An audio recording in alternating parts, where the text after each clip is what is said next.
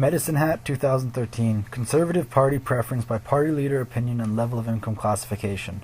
All data in these slides comes from the Canadian Election Survey, or CES 2011 dataset. The full question wording appears at the bottom of the slide.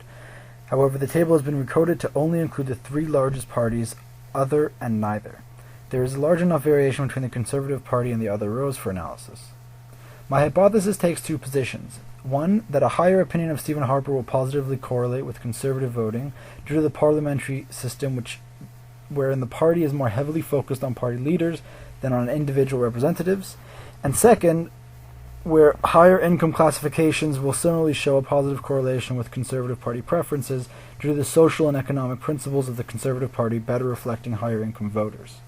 The first crosstab uses the first independent variable of the opinion of Stephen Harper with the dependent variable seen in the second slide.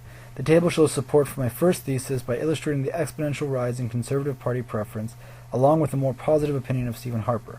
There is definitely a strong relationship between Stephen Harper's likability and the Conservative Party's preference, which supports my first hypothesis.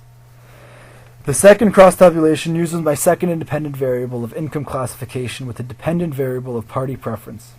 This table shows a greater variation than the previous slide.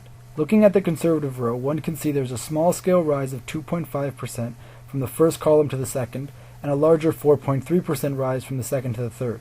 However, that drops off almost 10% from the third to the fourth before returning to 45.8% in the 110,000 plus column. There is less variation across income classifications in the other parties, such as NDP or other rows, except for the Liberal Party, which does show a similar trend of rise-fall-rise.